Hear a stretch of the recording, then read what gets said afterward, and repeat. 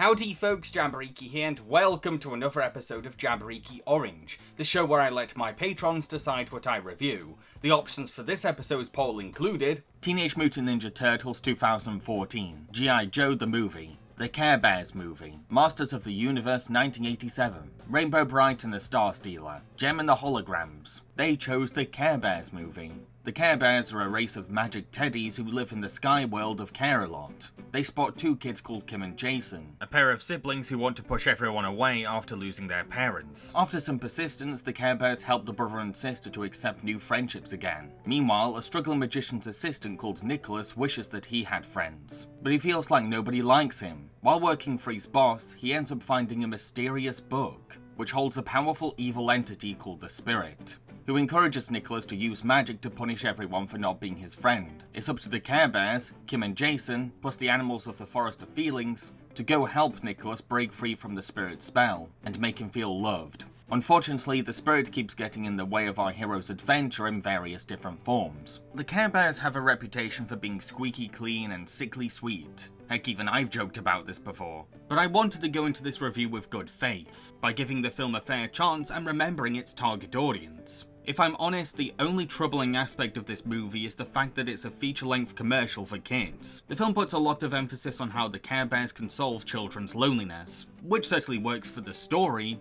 but is also kind of questionable when you know that this movie was greenlit to advertise the toys. It rubs me in the wrong way, because a lot of kids aren't mature enough yet to understand the advertisement industry, so it's a tad manipulative to have a subtext of buy these teddy bears in a film about children feeling lonely. Putting that issue aside though, the Care Bears themselves are very cute. Sure, they lack defined personalities and each have one single character trait based on the symbols printed on their tummies, but kids will enjoy their colourful designs, soft voices, and upbeat cheerfulness. Everyone needs friends, Jason. Even you and Kim. We're not your friends. How do you know our names? We know a lot of things about you. Kim reads a lot of books and wants to be a nurse when she grows up. And Jason, you want to be a jet pilot. There's something comforting about the idea of teddy bear guardian protectors too. Some children do feel alone or afraid, plus like to give imaginative life to their own teddies. So I can see why kids would find solace in the existence of the Care Bears, to know that fluffy little creatures with love in their hearts are looking over them. My only grievance with them is that they can try a bit too hard to make friends with kids. Even when a child tells them to go away, they keep persisting or increase their efforts. I get that the film wants to show the Care Bears' determination to not give up on lonely kids, but they could have toned down their eagerness a little bit. I feel like the film missed an opportunity. It could have used Jason and Kim's rejection of the Care Bears to show how it's important to respect people's boundaries and accept that not everyone wants to be your friend. Some folks have also criticised the Care Bear stare, which is a magic ray that comes out of their stomachs. People find it weird that the Care Bears, cute peaceful teddies, have their own attack. On the one hand, I do think that the Care Bear stare oversimplifies what empathy means. When the Care Bears say that they'll help Nicholas feel loved, they mainly just fire their Care Bear stare at him. But on the other hand, the evil spirit is a metaphor for hate and apathy, so it's only fair to give our heroes their own magic to symbolically represent love and compassion in juxtaposition. Oh, and to be fair, the Care Bears are fully capable of using other methods of love besides the stare. Plus, Kim and Jason do end up speaking directly to Nicholas, giving the film a chance to show how children can express empathy to lonely or scared kids. Nicholas! We care about you! We used to be like you. We thought nobody cared. But we were wrong.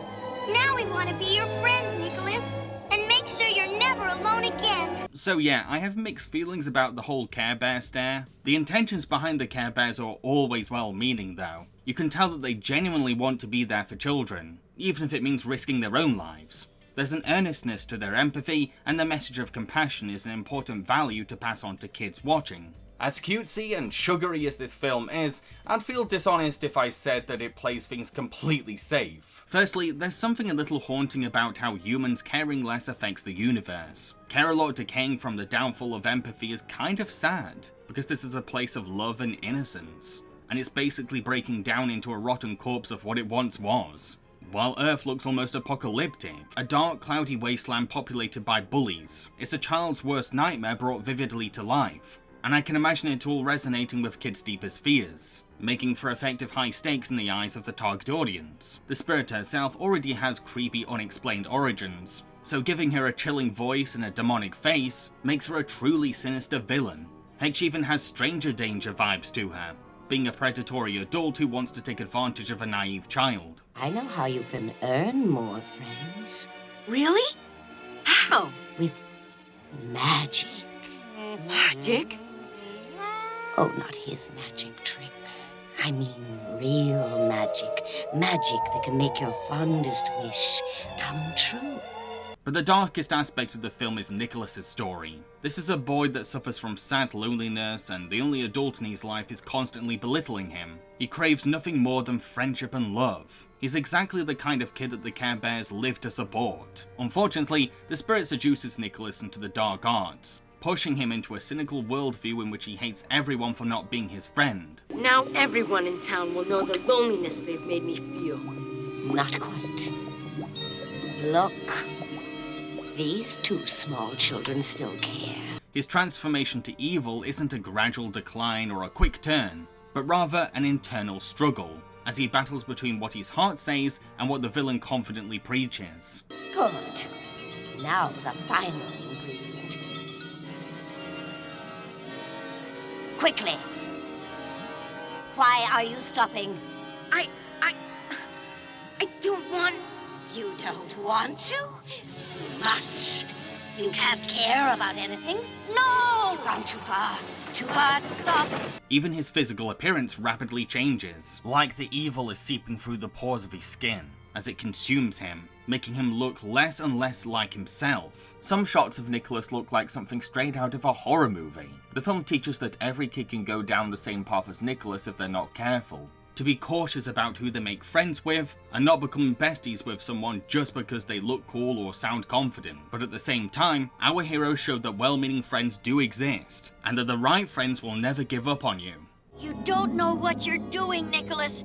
Listen to your heart, and you'll find the truth. So what about the movie's animation? The animation is kind of inconsistent, because a lot of the time it looks like a television budget with a quality you'd expect from a Care Bears Saturday morning cartoon. But then sometimes, completely randomly, we'll get a surprisingly fluid and expressive shot thrown in.